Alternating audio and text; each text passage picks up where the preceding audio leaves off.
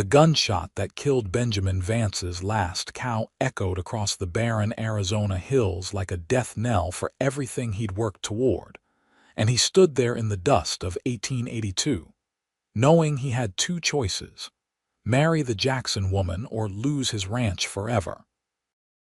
Benjamin wiped the sweat from his brow with a worn handkerchief, staring at the carcass lying in the dirt.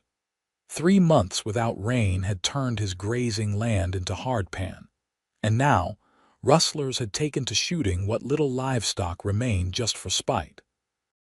At 28 years old, he'd inherited this patch of desert outside Oatman, Arizona from his father, along with debts that multiplied faster than rabbits. The bank had given him until the end of summer, and summer was dying fast. "You look like a man who's run out of options," came a voice from behind him. Benjamin turned to find Samuel Morton, the banker's clerk, sitting astride a well-fed mare. The contrast between the horse's sleek coat and Benjamin's own circumstances wasn't lost on him. "Just lost my last cow, Sam." "I'd say that's a fair assessment." Samuel dismounted, his boots raising small clouds of dust. "That's actually why I'm here. There might be a way out of this mess you're in." Benjamin's jaw tightened. "I'm not interested in charity, not charity, business." Samuel pulled a folded paper from his vest pocket. "You know the Jackson spread, about 5 miles north of here." Everyone knew the Jackson property. 3,000 acres of the best grazing land in Mohave County, with a natural spring that never ran dry even in the worst droughts. Old Gerald Jackson had bought it for next to nothing back in the 60s and built it into something substantial before he passed 2 years ago. What about it? His daughter inherited the whole thing. Lorraine Jackson. She's been running it herself, but the town council's been pressuring her. They say it's not proper for an unmarried woman to own that much land. There's talk of forcing a sale. Samuel unfolded the paper, revealing a legal document. "She needs a husband and you need land. Seems like a solution that benefits both parties." Benjamin had seen Lorraine Jackson exactly twice in his life. Once at the general store, where she'd hefted a 50-pound sack of flour onto her shoulder like it weighed nothing. The second time had been at her father's funeral, where she'd stood alone by the grave, a mountain of a woman in black mourning clothes, taller than most men and built with the kind of strength that came from hard work rather than soft living. People talked about her in town, usually in whispers. They called her mannish, unfeminine, said she'd never find a husband because what man wanted a wife who could probably beat him in a wrestling match? "You're suggesting I propose to a woman I've never even spoken to." "I'm suggesting you make a business arrangement. She keeps her land from being stolen by vultures on the council, and you get the resources to pay off your debts and actually make something of your ranch." Mrs. Henderson at the boarding house mentioned that Lorraine came into town last week asking about you specifically. "She's already considered the idea." Benjamin felt his face flush. "She asked about me. Seems she's as practical as you are. The wedding could be arranged within the week if you're both agreeable."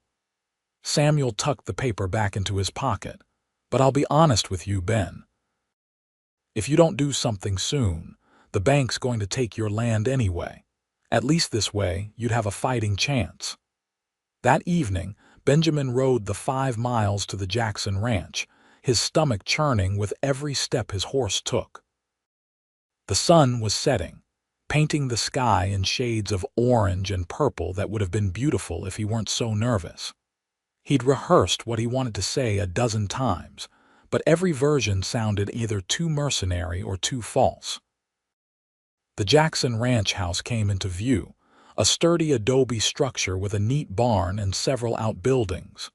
Even in the drought, he could see green grass growing near the house, fed by the spring Samuel had mentioned. Cattle grazed in the distance, healthy and fat. The contrast to his own failing operation made his chest tight with a mixture of envy and shame. He'd barely dismounted when the front door opened, and Lorraine Jackson stepped out onto the porch.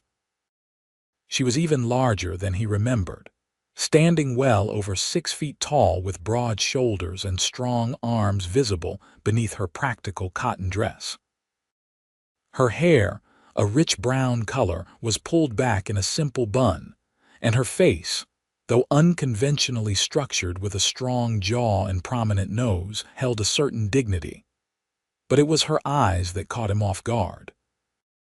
They were a striking shade of amber, and they looked at him with an intelligence and wariness that made him feel suddenly transparent. "Mr. Vance," she said, her voice deep and clear. "I assume Mr. Morton spoke with you." "Yes, madam. I came to discuss his suggestion, if you're willing."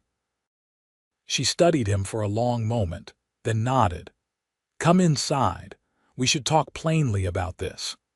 The interior of her home was clean and well-maintained, with furniture that spoke of her father's moderate success.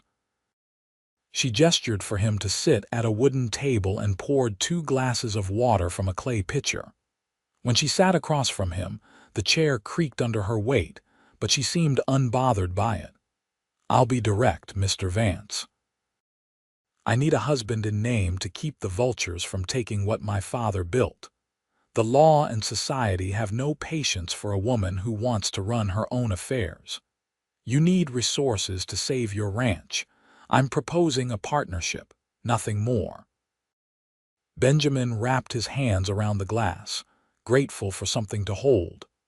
"What kind of partnership exactly? You marry me, take my name if it helps settle the town council, and we combine our properties. I continue to manage the operations here, which I've done successfully for 2 years. You're welcome to run your own cattle on my land, use the spring, whatever you need. In exchange, I get to keep my independence and the ranch my father left me." "And the marriage itself?" Benjamin asked, feeling heat creep up his neck. "What would you expect?" Lorraine's expression didn't change, but something flickered in those amber eyes. "Separate bedrooms. We present as husband and wife in public, but our private lives remain our own. I'm not interested in romance, Mr. Vance, and I doubt you're interested in me in that way regardless." There was no bitterness in her tone, just a flat statement of what she clearly believed to be fact. Benjamin found himself wanting to contradict her, though he wasn't sure why. He barely knew this woman. "That seems fair," he heard himself say. "Though I'd want it known that any children born to this union would be legitimate heirs to both properties." Lorraine's eyebrows rose slightly. "I wasn't anticipating children, but I suppose that's a reasonable clause. Though I should tell you, Mr. Vance, I'm 30 years old. Most people consider me well past marriageable age. You're 2 years older than me. That hardly seems relevant. Perhaps not to you." She stood, extending her hand across the table. "Do we have an agreement then?" Benjamin stood as well and took her hand. It was rough with calluses, strong enough that her grip matched his own. "We do. When did you want to arrange the wedding?" "As soon as possible. This Saturday if the minister is available. The sooner we're married, the sooner the town council will stop their maneuvering." 4 days later, Benjamin Vance stood in the small church in Oatman, wearing his only good suit, watching Lorraine Jackson walk down the aisle in a simple cream-colored dress that someone had clearly altered multiple times to fit her frame. There were perhaps 20 people in attendance, most of them there out of curiosity rather than genuine goodwill. He could hear the whispers, the speculation about why a man would marry such an unfeminine woman unless he was after her land.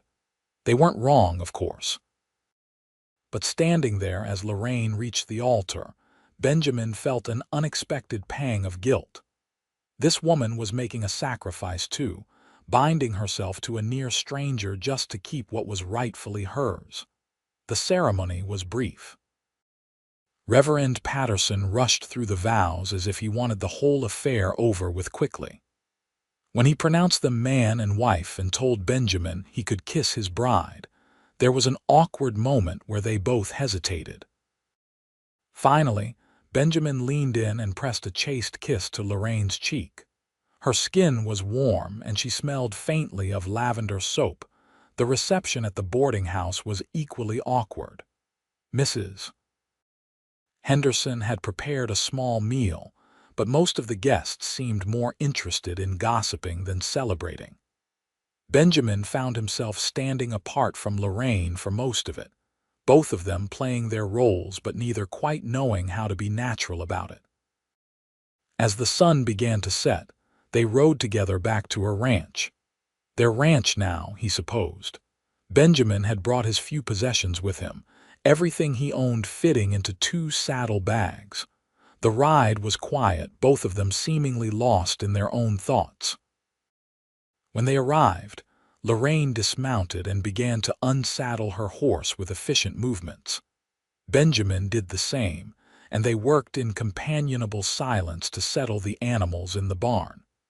It was only when they walked toward the house that Lorraine finally spoke.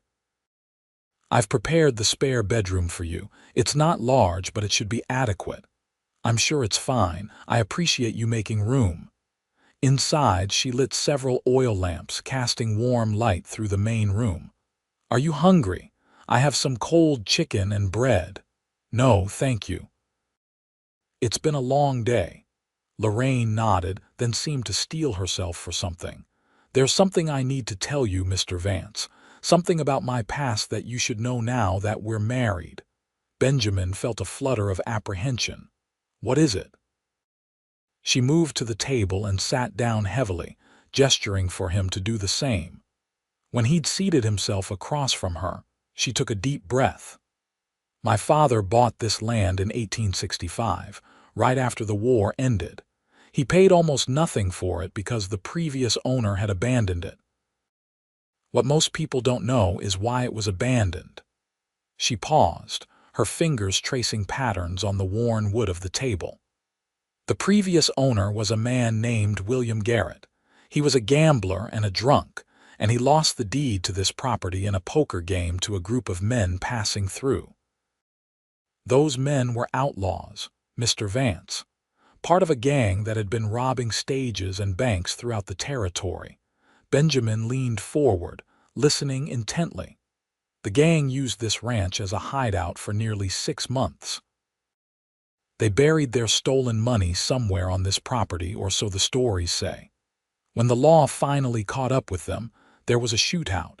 3 of the gang members were killed right here, near where the barn now stands. The others were hanged in Prescott." She met his eyes directly. "People say this land is cursed. They say the ghosts of those outlaws still haunt the property, protecting their buried treasure." "You don't believe in ghosts," Benjamin said. It was a statement, not a question. "No, I don't, but I believe in something else." She stood and walked to a cabinet, pulling out a metal box. When she returned to the table and opened it, Benjamin saw it was full of old papers, maps, and what looked like letters. "6 months ago, I started receiving these." She spread several letters across the table. They were written in crude handwriting, each one threatening. Benjamin picked one up and read. "The money belongs to those who earned it. Leave this land or suffer the consequences." "At first, I thought it was just someone trying to scare me into selling," Lorraine continued. "But then strange things started happening. Fences cut, cattle spooked in the middle of the night, tools going missing. Someone's been coming onto this property, Mr. Vance, and they've been searching for something. That buried treasure, I assume. Have you gone to the sheriff?" "Sheriff Cooper thinks I'm imagining things. He says it's probably just coyotes and my own carelessness." Her jaw tightened. "He's one of the men on the council pushing for me to sell." Benjamin set the letter down, his mind racing. "So you married me not just to satisfy the town council, but to have help protecting this place." "Partially," she admitted. I thought having a man here might make whoever's been trespassing think twice. Or at least, having someone else here means I'm not alone if they decide to escalate beyond petty harassment. She looked at him steadily. I should have told you before the wedding. If you want to have the marriage annulled, I'll understand. This isn't what you signed up for. Benjamin thought about his own ranch, now abandoned, its debts still hanging over his head. He thought about the years of work he'd put into that failing piece of land, the way he'd watched everything his father built slowly crumble away. This woman was offering him a chance at something better, even if it came with complications. I don't want an annulment, he said. But from now on, we need to be honest with each other. We're partners in this, even if it's just a business arrangement. That means sharing information. For the first time since he'd met her, Lorraine smiled. It transformed her face, softening the harsh angles and making her eyes light up. Agreed, partner. Over the next few weeks, Benjamin settled into life at the Jackson Ranch. He'd expected awkwardness, long silences, and uncomfortable interactions with his new wife. Instead, he found that Lorraine was one of the easiest people he'd ever worked with. She knew ranching inside and out, managing the cattle and land with an efficiency that impressed him. She was also willing to listen to his suggestions, and when he proposed building a new irrigation system to maximize the use of the spring, she'd helped him draw up plans immediately. They fell into a routine. They'd wake before dawn and work separately or together, depending on what needed doing.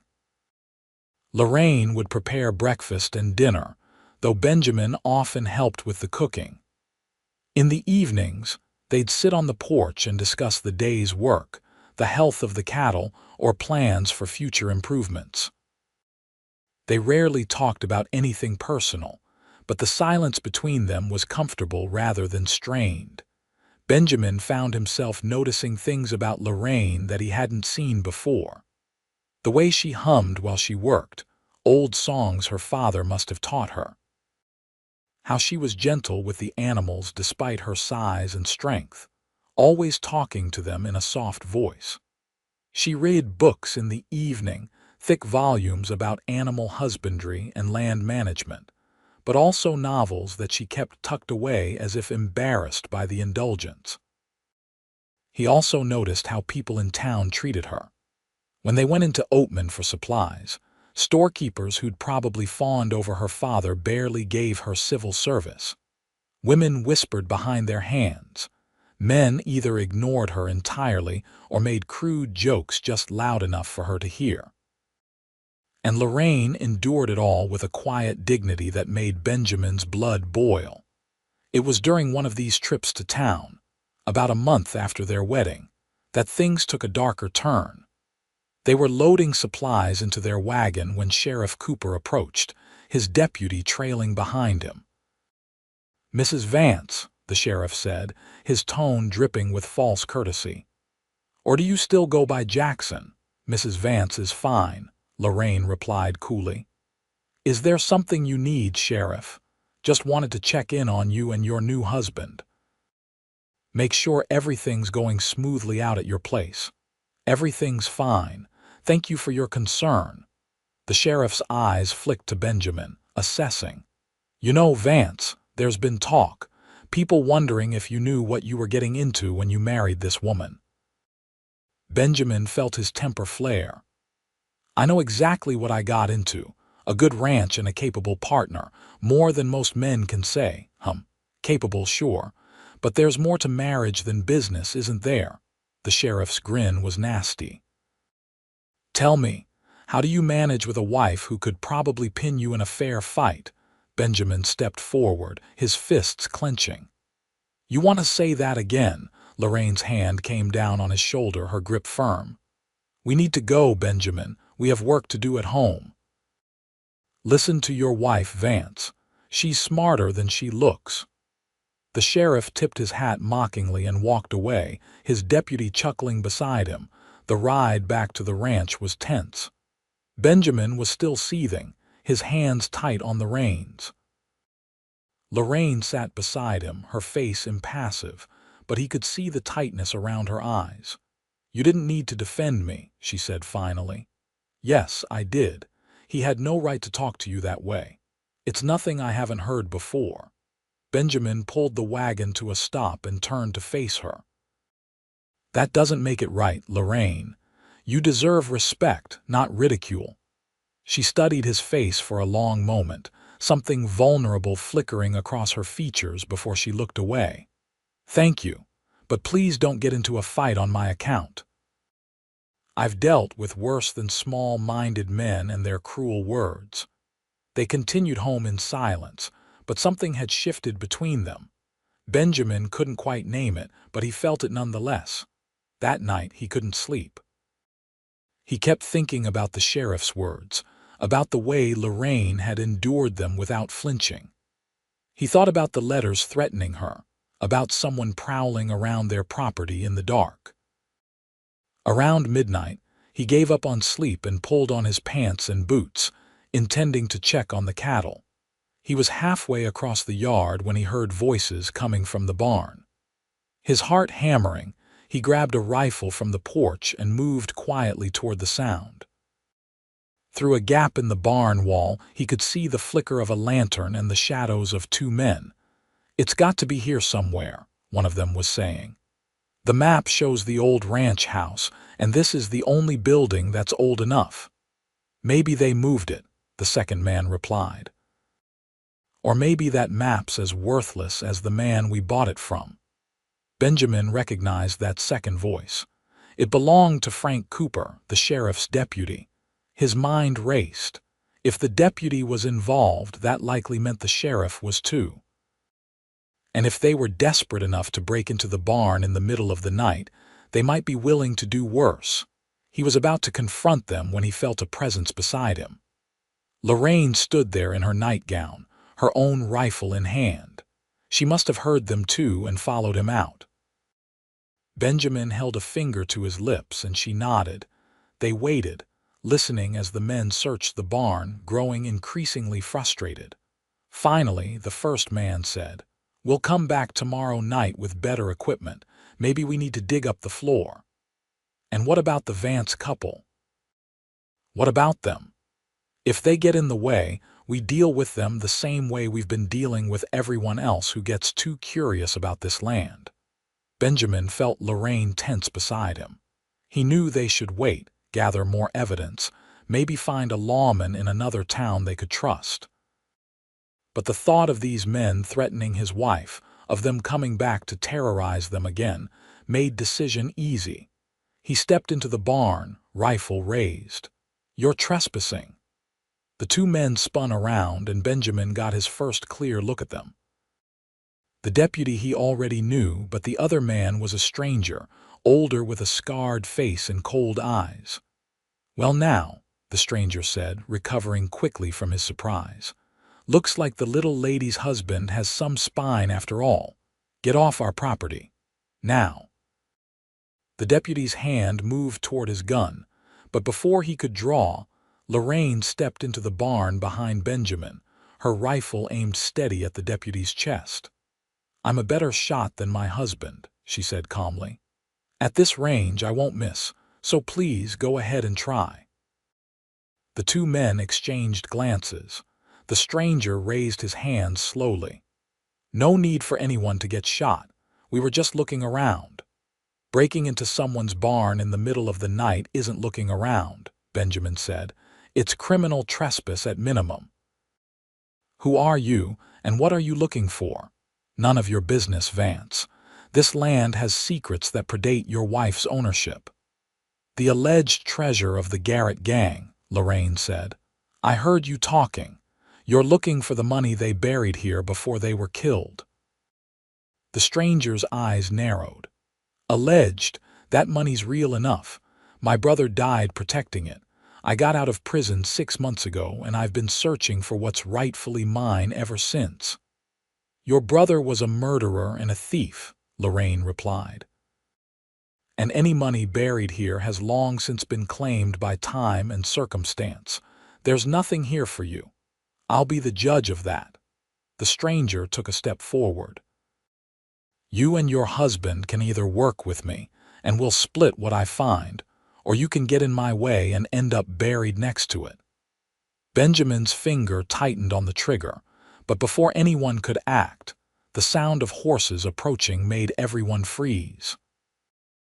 A moment later, 3 riders entered the yard, their badges catching the moonlight. The U.S. Marshal and 2 of his men dismounted, guns drawn. "Evening, folks," the marshal said, his voice carrying authority. "Received a telegram from a concerned citizen about suspicious activity on this property." Looks like they were right to be worried. Benjamin felt relief wash over him. Someone had sent for help, though he had no idea who. The deputy made a break for the barn's back door, but one of the marshal's men was faster, tackling him to the ground. The stranger started to raise his gun, but Lorraine fired a shot that splintered the barn post next to his head. He dropped the weapon immediately. "Smart choice," the marshal said, moving forward to collect the guns and place both men in shackles. "Frank Cooper, you're under arrest for trespassing, conspiracy, and abuse of your position. And you must be Jack Garrett. We've been looking for you since you violated your parole last month." As the marshal's men led the prisoners away, the marshal himself turned to Benjamin and Lorraine. "You two all right?" "We're fine," Benjamin said. "But how did you know to come?" "Like I said, we got a telegram, signed by someone who called themselves a friend of the Jackson Ranch." He tipped his hat to Lorraine. "Your father must have made quite an impression on someone for them to be watching out for you like this, madam." After the marshal left with his prisoners, Benjamin and Lorraine stood together in the barn, the adrenaline slowly fading. Benjamin realized he was shaking slightly, the reality of how close they'd come to violence settling in. "We should try to get some sleep," Lorraine said quietly. "It's nearly morning." But instead of going back to the house, she sat down on a hay bale, setting her rifle aside. Benjamin sat beside her, maintaining a respectful distance. "I was scared," she said after a long moment. "When I saw those men in here, when I heard them threaten you, I was truly frightened. I've been scared before, but not like that. Fear's natural when people are threatening your life." "It wasn't fear for my life." She looked at him, her amber eyes reflecting the faint light of dawn beginning to creep through the barn. "I was afraid they'd hurt you, that I'd lose you before I'd even really gotten to know you." Benjamin's breath caught. "Lorraine, I know what our arrangement was. I know I said I wasn't interested in romance, that this was just business. But these past weeks, working beside you, talking with you, watching the way you treat the animals and the land and me with such respect." She trailed off, looking away. "I've been lying to myself, and I owe you the truth." "What truth?" "I'm attracted to you, Benjamin. I have feelings for you that go beyond our business partnership. And I know that's not what you signed up for. I know I'm not the kind of woman men find desirable. But you asked for honesty between us, so I'm being honest." Benjamin felt his heart hammering in his chest. "Can I tell you something? That first time I saw you at the general store before any of this, I thought you were magnificent. You lifted that flour sack like it weighed nothing, and you had this confidence about you that I'd never seen in anyone else. And when I found out you'd been running this whole ranch by yourself, I was in awe." Lorraine turned back to him, disbelief written across her face. "You're just saying that to be kind. I'm saying it because it's true." He reached out slowly, giving her time to pull away, and took her hand. "These weeks living with you, working with you, I've been fighting my own feelings. I kept telling myself it was just a business arrangement, that you'd made it clear you wanted nothing more.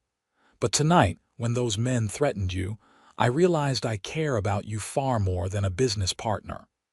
"But I'm not beautiful," she whispered. "I'm too big, too masculine, too—" "You're beautiful to me," Benjamin interrupted. You're strong and capable and intelligent. You're kind to animals and fair in your dealings. You stand up for what's right even when it's hard. And yes, you're tall and strong, but that's part of who you are. Why should you apologize for it? Tears were streaming down Lorraine's face now.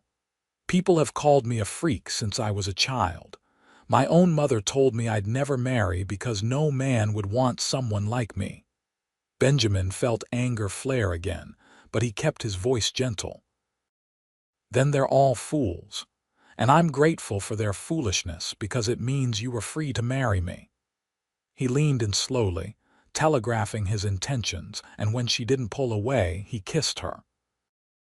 Not the perfunctory peck they'd exchanged at the altar, but a real kiss, soft and tentative and full of promise.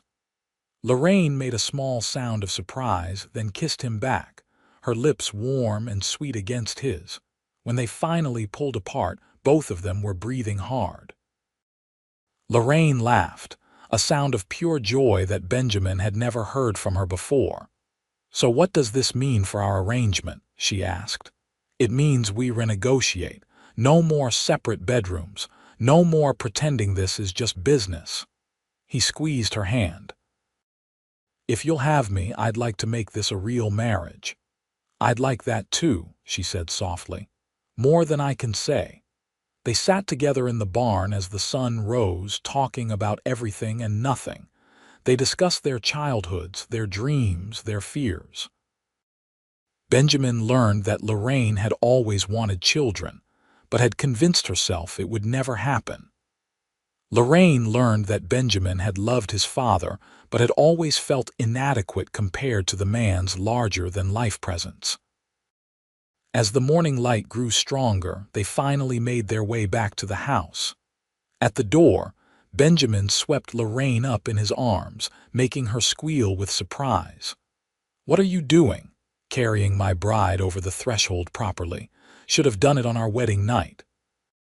He carried her inside and didn't put her down until they reached the bedroom, her bedroom, which would now be theirs. She looked up at him, suddenly shy. "I've never been with a man before," she admitted. "I don't know if I'll be any good at it." Benjamin cupped her face gently. "We'll figure it out together. We don't have to do anything you're not ready for." "I'm ready," she said firmly. "I've waited long enough for something real. I don't want to wait anymore." What followed was tentative and sweet, both of them learning each other's bodies, finding ways to bring each other pleasure. Lorraine's initial shyness gave way to passion, and Benjamin marveled at the gift of her trust. Afterward, they lay tangled together in the sheets, sweaty and satisfied and grinning like fools. "That was better than I ever imagined," Lorraine said, tracing patterns on Benjamin's chest. "We'll get even better with practice," he teased, making her laugh. They spent most of that day in bed, making love and talking and occasionally dozing. It was nearly evening when they finally emerged, hungry and content. As Lorraine prepared a late meal, Benjamin came up behind her and wrapped his arms around her waist, resting his chin on her shoulder. "I love you," he said. The words came easily, naturally, as if he'd been waiting to say them all along. Lorraine turned in his arms, her eyes shining. "I love you too. I think I have from the moment you stood up to the sheriff for me. I'll stand up to anyone for you. You're my wife, my partner, my love, and I'll spend the rest of my life making sure you know how precious you are." She kissed him deeply, and the food was forgotten for a while longer. The next few months were the happiest of Benjamin's life. With the threats from Garrett and the corrupt lawmen resolved, they could focus on building their ranch and their marriage.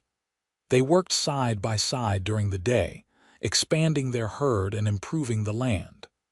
At night, they retreated to their bedroom, their passion for each other never dimming. The town's attitude toward them began to shift as well. When people saw how Benjamin looked at his wife, how protective he was of her, how they worked together as true partners, the cruel whispers began to fade.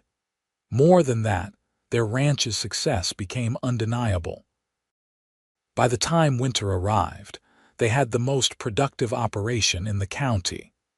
One cold December evening, Lorraine called Benjamin in from the barn with urgency in her voice. He ran to the house, worried something was wrong, only to find her sitting at the kitchen table with a strange expression on her face. "What is it? Are you all right?" "I'm pregnant," she said, her voice filled with wonder. "I've been feeling poorly in the mornings, and I went to see Doc Williams in town today. He confirmed it. We're going to have a baby." Benjamin felt tears spring to his eyes. He crossed the room and fell to his knees in front of her, pressing his face against her still flat stomach. "A baby. We're having a baby." Lorraine's hands came down to cradle his head, her own tears falling into his hair. "Are you happy?" Happy doesn't begin to cover it. He looked up at her. "I'm ecstatic. Terrified, but ecstatic." "Me too," she admitted. "What if I'm not a good mother?" "What if—" "You'll be an amazing mother," Benjamin interrupted. "You're loving and patient and strong. Our child will be so lucky to have you." The pregnancy progressed smoothly, though Benjamin became almost comically overprotective. He tried to prevent Lorraine from doing any heavy work, which led to several arguments since she felt perfectly capable until her final months. They compromised, with her handling the lighter tasks and delegating the rest to the two ranch hands they'd been able to hire with their increased profits. One evening in late spring, as Lorraine sat on the porch rubbing her swollen belly, Benjamin beside her, she said thoughtfully, "Did you ever find out who sent that telegram to the marshal, the one that brought help the night Garrett and the deputy broke in?" "I did, actually. Mrs. Henderson told me the last time I was in town. It was Samuel Morton, the bank clerk, who first suggested our arrangement." "Really? Why would he do that?" He said he felt responsible. He'd been the one to encourage our marriage, and when he heard rumors about suspicious activity on our property, he wanted to make sure we were safe. Benjamin paused. He also said seeing us together renewed his faith in people. That sometimes what starts as a business arrangement can become something real and true. "He was right," Lorraine said softly. "I never expected to fall in love, especially not with a man who married me for my land. And I never expected to find someone who made me feel complete." Benjamin leaned over to kiss her. "Though technically you married me so you could keep your land, we used each other equally," she laughed. "Fair point. We're both opportunists who got lucky." Their son was born on a warm June night in 1883, after 12 hours of labor that left Benjamin convinced his wife was the strongest person who ever lived. Lorraine had refused to cry out despite the pain, gripping Benjamin's hand so hard he thought the bones might break. When the doctor finally placed their son in her arms, the look on her face was one of such pure joy that Benjamin fell in love with her all over again. They named him Gerald, after Lorraine's father, and he was a healthy baby with his mother's amber eyes and his father's dark hair. Benjamin sent word to his own mother back east, who he'd been estranged from since his father's death. She wrote back with congratulations and a tentative olive branch, asking if she might visit once the baby was older. Life settled into a new rhythm, this one punctuated by late-night feedings and diaper changes and the amazing experience of watching their son grow. Gerald was a happy baby, quick to smile and rarely fussy. Lorraine proved to be a natural mother, patient and loving, though Benjamin could tell she sometimes struggled with exhaustion. One night, when Gerald was about 6 months old, Benjamin woke to find Lorraine crying quietly, the baby asleep in his cradle beside their bed. "What's wrong?" "Is it Gerald? Are you feeling ill?"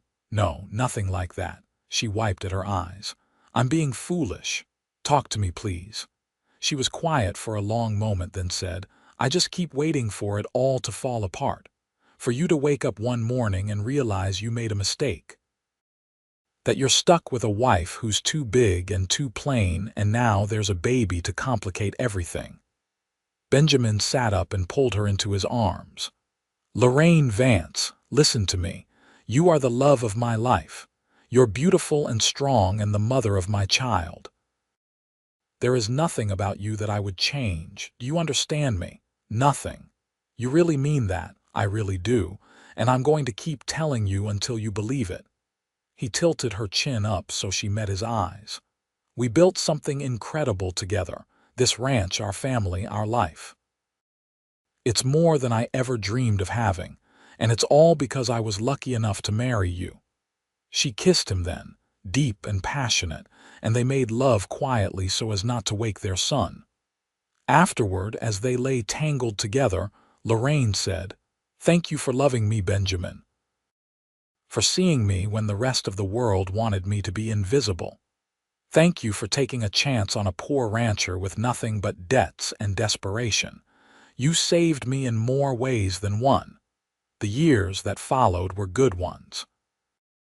Their ranch continued to prosper, becoming one of the most successful in Arizona. They had 3 more children, a daughter they named Catherine, born 2 years after Gerald, then twin boys, Thomas and James, born 3 years after that. The house expanded to accommodate their growing family, with Benjamin adding rooms and a second floor. Gerald grew into a serious boy who loved books and learning, much to Lorraine's delight. Catherine was bold and adventurous, always climbing trees and racing her brothers. The twins were inseparable, finishing each other's sentences and getting into mischief together.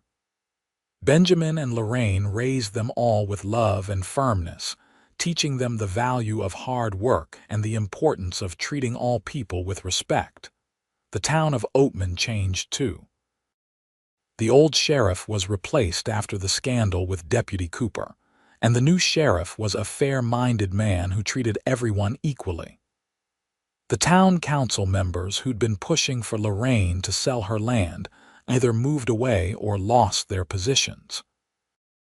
New families moved to the area, drawn by the territory's opportunities, and many of them became friends with the Vances. Mrs. Henderson from the boarding house became a beloved presence in their children's lives, acting as a sort of honorary grandmother.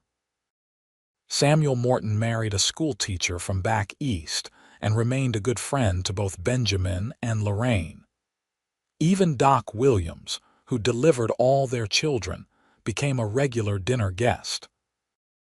Benjamin's mother did eventually visit, making the long journey from Pennsylvania when Gerald was 3. She stayed for 2 months, and Benjamin watched as she and Lorraine formed a genuine friendship. His mother apologized for the distance that had grown between them after his father's death, and Benjamin forgave her. Before she left, she held both Benjamin and Lorraine's hands and said, "Your father would be so proud of the man you've become and the family you've built.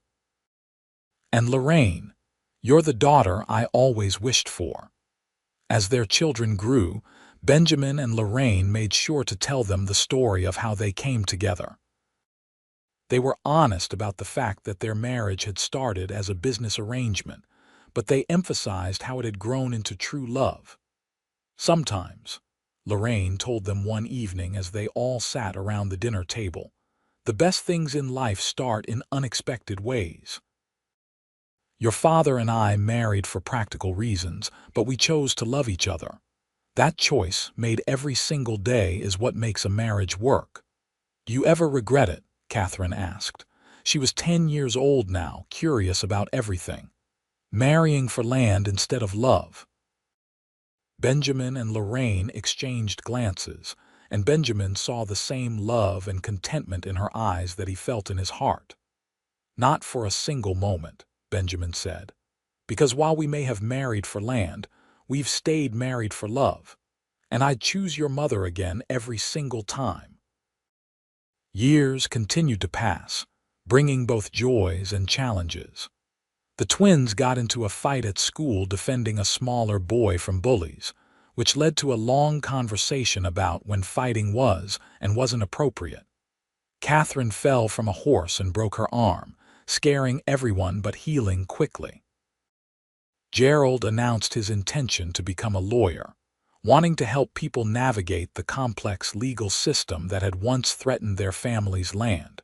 Through it all, Benjamin and Lorraine remained solid partners and devoted lovers. They still worked the ranch together, though they'd hired enough help that they could focus more on managing than manual labor. They still took time for each other, sneaking away for private moments and romantic evenings when the children were otherwise occupied. One evening, when Benjamin was 45 and Lorraine 47, they stood together on their porch watching the sunset. Gerald was away at university, Catherine was courting a young rancher from a neighboring property, and the twins were in the barn supposedly doing chores, but probably getting into something they shouldn't. "Can you believe it's been 17 years since we got married?" Lorraine asked, leaning against Benjamin's shoulder. "Sometimes it feels like yesterday, other times it feels like we've been together forever."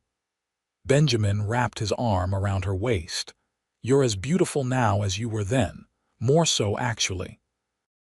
"Now I know you're going blind in your old age," she teased.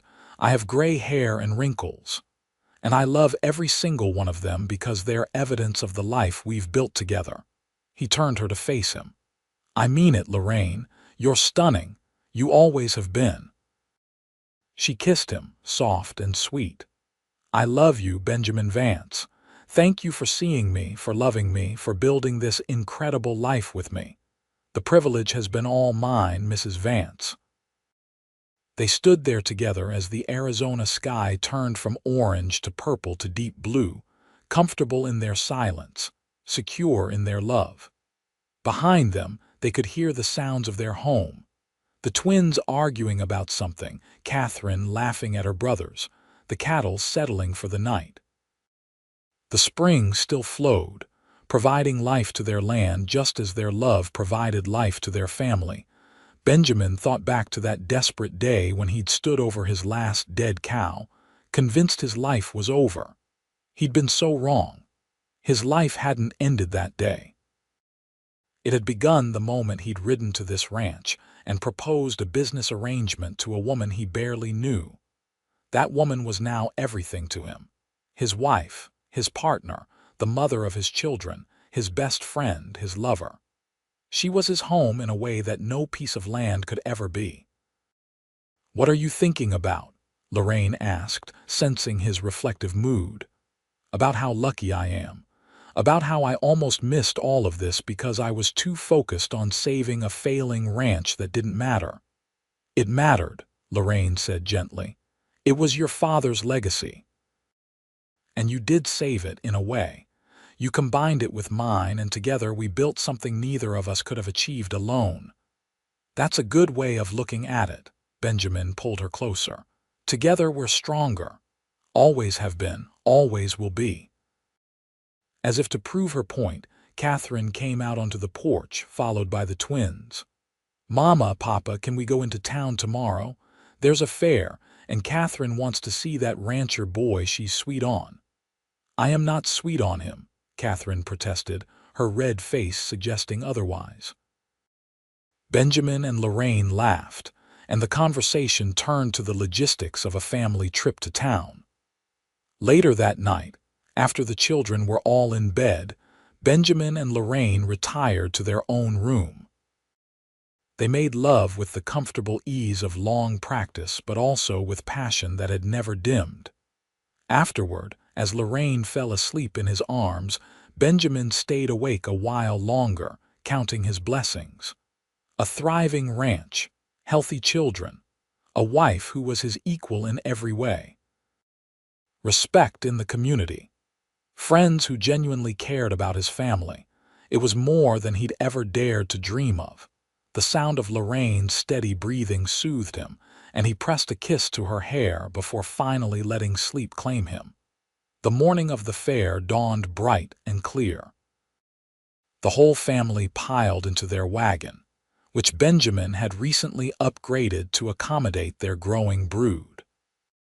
The ride to Oatman was filled with chatter and laughter, the twins trying to convince their parents to let them enter the shooting competition, Catherine pretending she wasn't excited to see young Robert Turner.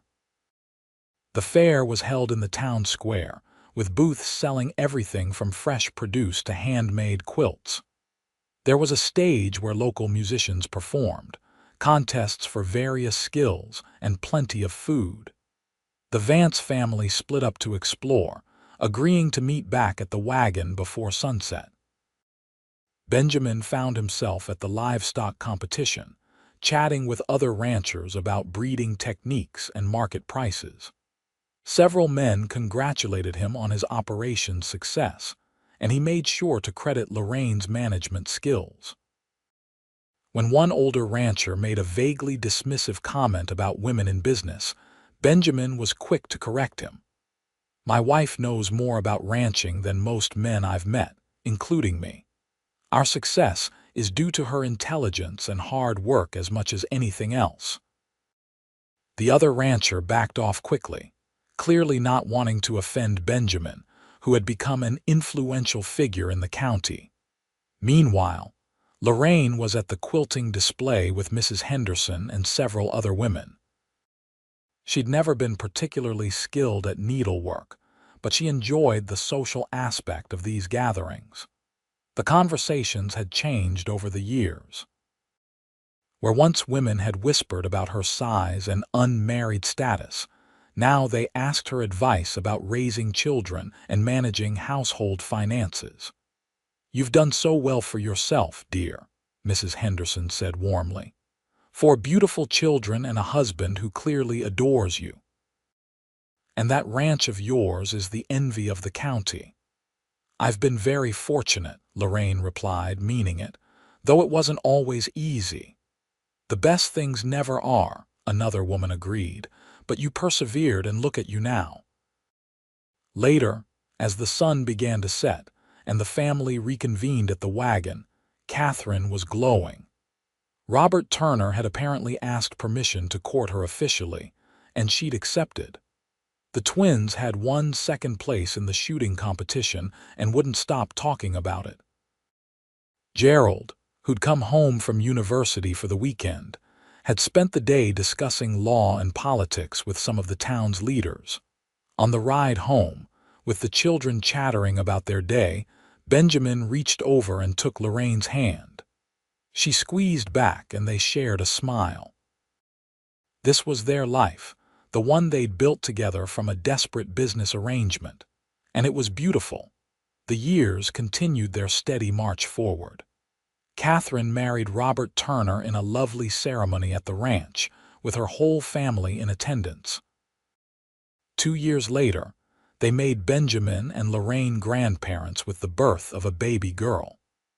Gerald finished law school and opened a practice in Prescott, taking cases that helped protect small ranchers and miners from being exploited by larger interests. The twins eventually went into ranching together, buying property adjacent to their parents' land and running it jointly through all of it. Benjamin and Lorraine remained devoted to each other. They celebrated their 25th wedding anniversary with a party that brought together friends from all over the territory. Samuel Morton gave a toast, reminding everyone how the marriage had started and praising how it had evolved into one of the strongest partnerships he'd ever witnessed. "To Benjamin and Lorraine," he said, raising his glass. "Two people who proved that sometimes the most practical decisions can lead to the most profound love." Everyone cheered and drank, and Benjamin pulled Lorraine into a kiss that made their children groan good-naturedly about their parents being too affectionate. As they moved into their 50s and then 60s, Benjamin and Lorraine gradually handed over more of the ranch operations to the twins, though they remained active and involved. They became the patriarch and matriarch of a large, sprawling family, with grandchildren running around the property and frequent gatherings that filled the house with noise and laughter. Benjamin's hair went completely gray, and his back sometimes ached from decades of physical labor. Lorraine's knees troubled her occasionally, but she remained strong and capable. They were both slower than they'd once been, but they were together, and that was what mattered. One evening, on their 40th wedding anniversary, they took a walk out to the spring that had been the source of the ranch's prosperity. They sat together on a bench Benjamin had built there years ago, listening to the sound of the water. 40 years, Lorraine said wonderingly. Who would have thought? I would have once I got to know you. I knew within a month that I wanted to spend the rest of my life with you. Only a month. I think I knew within 2 weeks, Lorraine admitted, but I was too scared to hope you might feel the same way. Benjamin took her hand, his fingers intertwining with hers in a gesture so familiar it was like breathing. Do you remember what you told me on our wedding night? About your past, about the outlaws and the buried treasure, of course. That was the first real conversation we had as husband and wife. You were so afraid I'd want an annulment, that I'd leave once I knew there might be danger. Benjamin brought her hand to his lips and kissed it gently. I'm glad you told me. I'm glad you trusted me with the truth. I'm glad you stayed, Lorraine replied. I'm glad you saw past my fears and insecurities to the person I could become with someone who loved me. They sat in comfortable silence as the stars began to appear in the darkening sky. The spring bubbled beside them, constant and life-giving. In the distance, they could see lights from their house, where their children and grandchildren were preparing a surprise party for them. Should we head back? Benjamin asked. They're probably wondering where we are. In a minute. I want to sit here with you just a little longer. So they stayed. 2 people who'd started as strangers making a desperate business deal, who'd become partners, then lovers, then soulmates. They'd built a life together that had defied every expectation, creating a family and a legacy that would endure long after they were gone. When they finally walked back to the house hand in hand, they were greeted by cheers and celebration. Their children had organized a wonderful party, complete with food, music, and heartfelt speeches. Gerald talked about how his parents had taught him the importance of standing up for what was right. Catherine spoke about the example they'd set of true partnership in marriage. The twins told funny stories about growing up with parents who were obviously crazy about each other. As the evening wound down and guests began to leave, Benjamin and Lorraine stood on their porch once more, waving goodbye. When everyone was gone and the house was quiet, they climbed the stairs to their bedroom, moving slowly but together. I love you, Benjamin said as they prepared for bed. I'll never get tired of saying it. I love you too, Lorraine replied, and I'll never get tired of hearing it. They settled into bed, and despite the years and the aches and the gray hair, they came together with tenderness and passion. Their lovemaking was slower than it had been in their youth, but no less meaningful. Afterward, they lay entwined, comfortable in each other's arms. Benjamin, Lorraine said sleepily. Yes. Thank you for marrying me for my land, he chuckled. Thank you for marrying me for my desperation. Best decision I ever made, mine too. They drifted off to sleep, secure in their love and the life they'd built. Outside, the Arizona night settled over the ranch, peaceful and star-filled. The spring continued to flow, feeding the land that had brought them together. Cattle grazed in distant pastures. The house stood solid and strong, full of memories and love. In the years that followed, Benjamin and Lorraine continued to thrive. They watched their grandchildren grow and eventually welcomed great-grandchildren. They celebrated 50 years of marriage with an even larger party than their 40th anniversary had been. The whole county seemed to turn out, wanting to honor the couple who had become legendary for their partnership and devotion. Benjamin was 78 and Lorraine 80 when he finally became seriously ill. It was pneumonia, caught during a particularly harsh winter. Despite the doctor's best efforts and Lorraine's constant care, he grew weaker. On a cold February morning, surrounded by his wife and children, Benjamin Vance passed away peacefully. Lorraine was devastated but remained strong through the funeral and the days that followed. She missed him with an ache that never fully faded, but she found comfort in their children and grandchildren, in the ranch they'd built together, in the memories of 50 years of love. She lived 3 more years, remaining active and involved in the family until a quiet night in spring when she simply didn't wake up. Her children found her in the bed she'd shared with Benjamin, a peaceful expression on her face and his photograph clutched in her hand. They buried her next to Benjamin on a hill overlooking the ranch, with a view of the spring and the land they'd loved. The headstone read, "Benjamin Vance and Lorraine Vance, partners in life, partners in love, together always." At the funeral, Gerald spoke about his parents' legacy. "They taught us that love isn't always a lightning bolt. Sometimes it's a choice, made every day, to see the best in someone and build something beautiful together. They started with a business arrangement and created a love story that will be remembered for generations." And it was.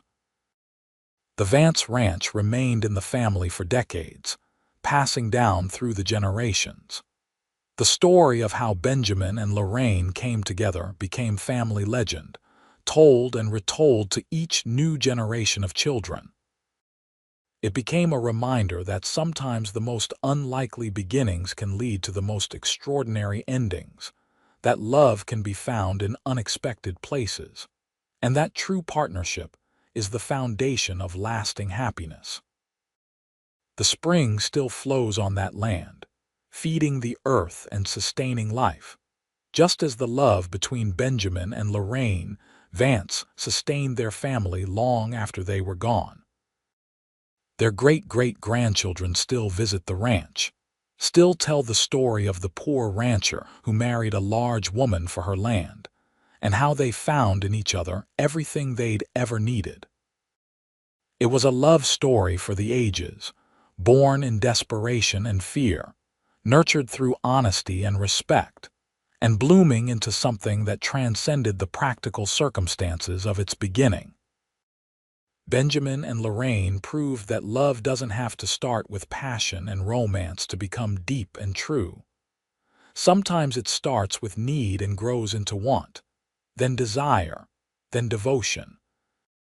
And sometimes, the best marriages are the ones that start with open eyes and honest words, where two people see each other clearly from the beginning and choose each other anyway, over and over again, until the end of their days and beyond into memory and legacy.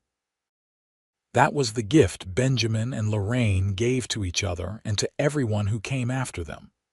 Proof that real love, lasting love, the kind of love that builds families and legacies, doesn't require perfect circumstances or love at first sight. It requires two people willing to see each other truly, to work together honestly, and to choose love every single day. And in the end, that choice they made in 1882, that practical business arrangement between strangers, became one of the greatest love stories the Arizona Territory had ever known.